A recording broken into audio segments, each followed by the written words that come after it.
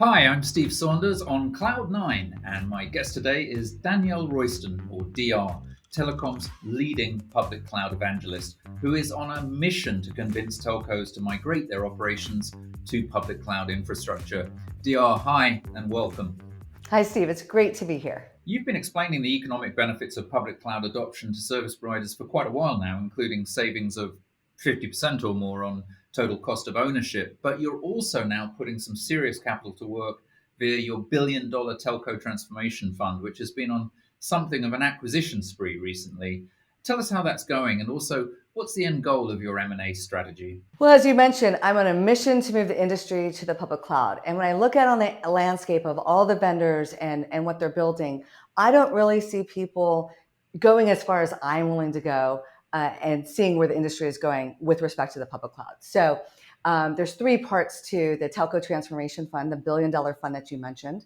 Right. So obviously, number one, I think the industry needs an evangelist. They need someone like me out there talking about all the benefits of using the public cloud, the right way to migrate, and how to get all of those benefits. Obviously, I'm funding the builders, and so my company TelcoDR's is as a software startup, Silicon Valley style. And so we gave them $100 million to go build from scratch the right way, a modern stack for specifically focused on telco. And then, as you mentioned, we are acquiring telco software companies. And so, again, I look out on the landscape. I don't see people really modernizing the stack. They're doing kind of the bare minimum. And so, the way the capital markets are right now, I mean, it is a perfect time to go buy.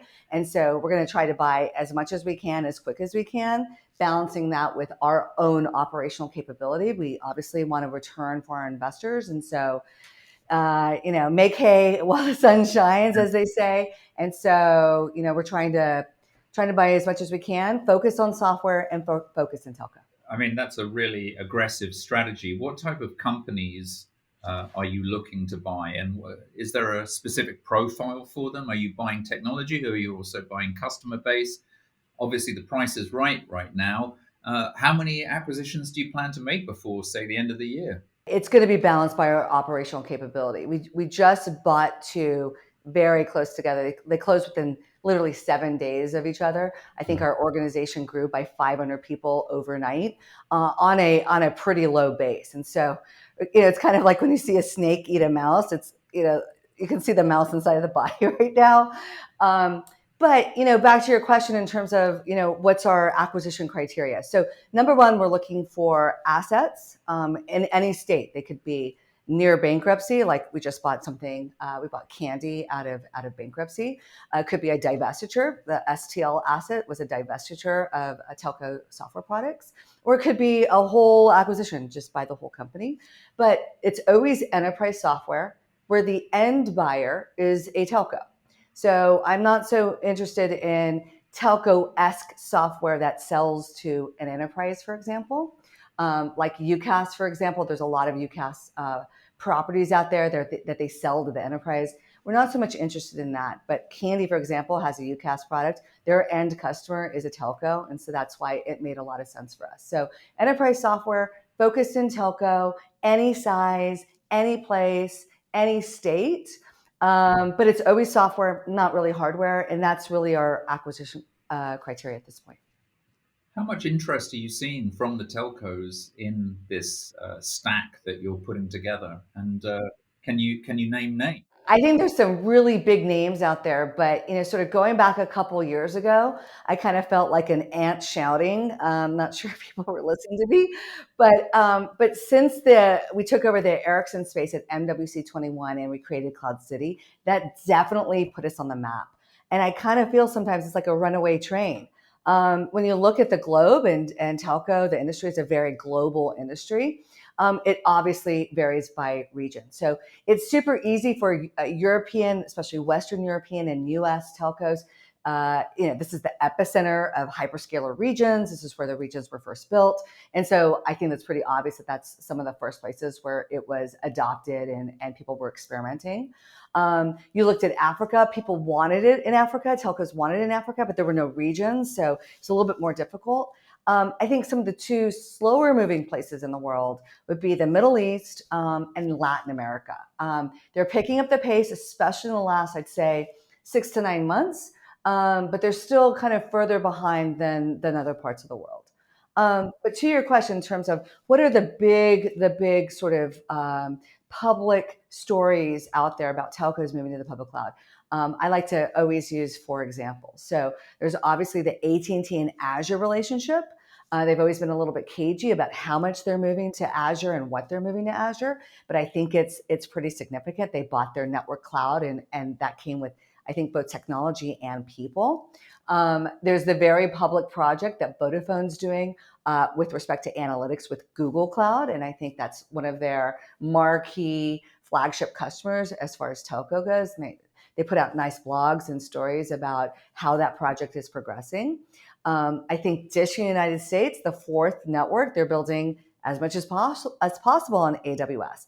And so I think that's a really interesting story to watch and keep tabs on. And then a smaller telco out in Asia, in Singapore, M1. Nathan Bell was the chief digital officer. He since has moved on, but they started with a cloud first mentality of how much we can move. And then the parts that they couldn't, they either abandoned or designed out of their telco. So I think those are 4 great stories to keep tabs on. But just getting started, isn't it? I mean, what is the attitude of most telcos that haven't adopted public cloud yet to the hyperscalers? I mean, is it friends? Are they enemies? Are they frenemies? Are they being irresistibly drawn into this like some force of gravity because they have to, or do they actually want to embrace it? Yeah, I think it's going to be different by telco and different by their position in the market, right? So I always talk to people about separating. We like to, you know, put these issues together of, well, how much can we move technically, and how much should we move strategically?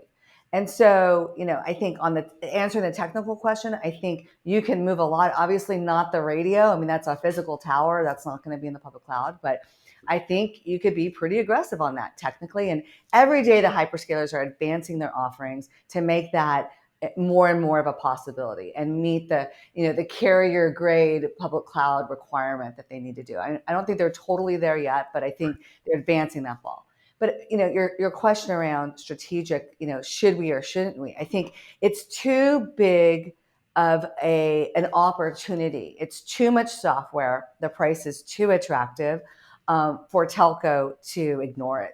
I think people are nervous about it. They're still playing the friend or foe.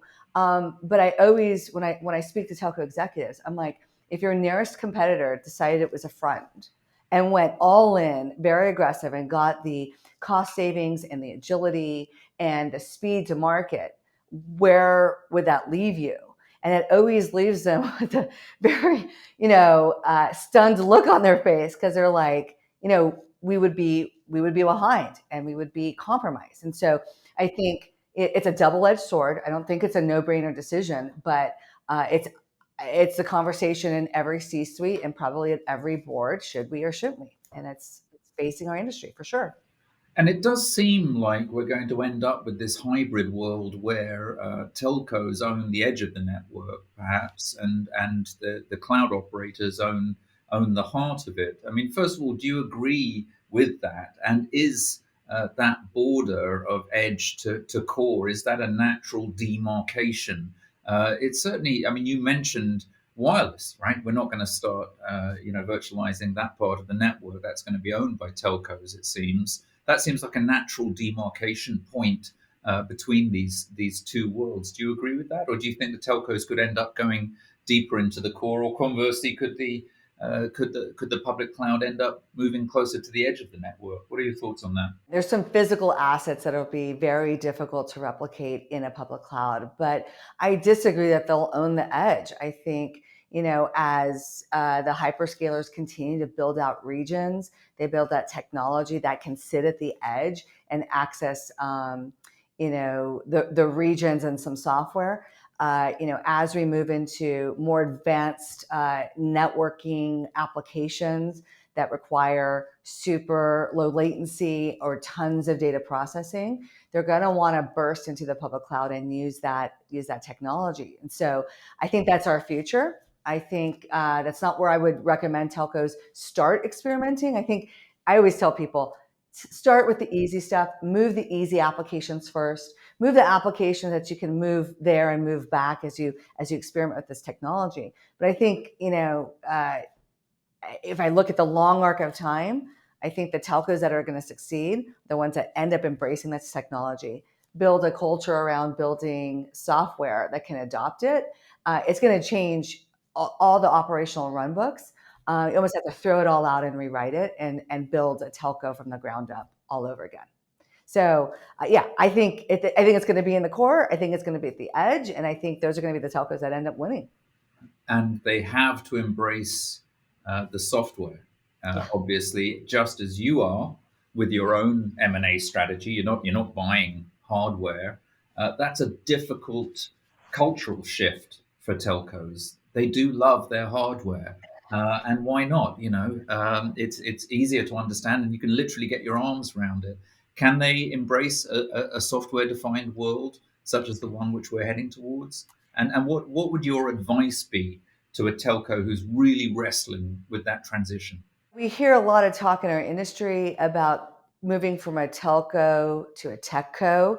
And I think that transition is going to be very difficult. I mean, it's everything from a cultural shift, a compensation change, a willingness, I'm gonna go ahead and say it, a willingness to maybe even take power away from the network centric culture that we have, or even the financial centric culture that we have, and giving it to R&D and innovation and the software team.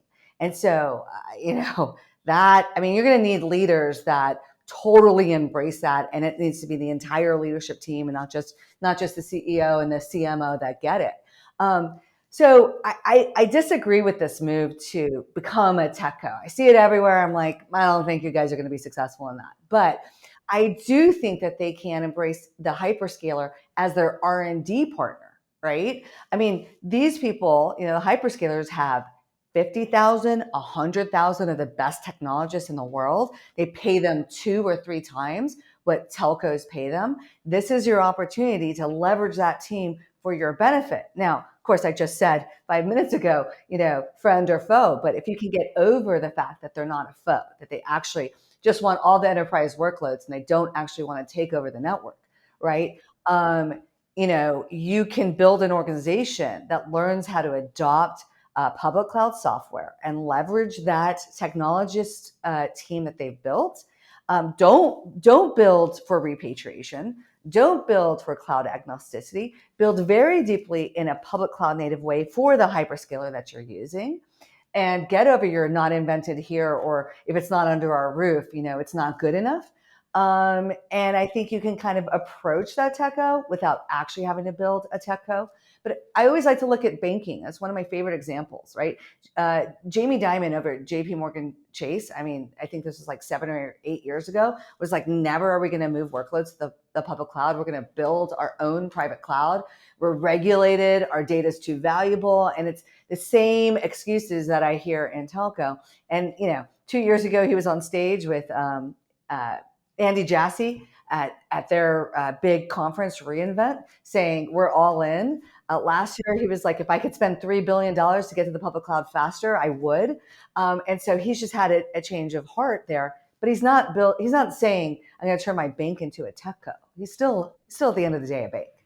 Well, telcos have always outsourced their R&D anyway, haven't they? Because they outsourced it to the Ericssons and Nokias and Ciscos of the world.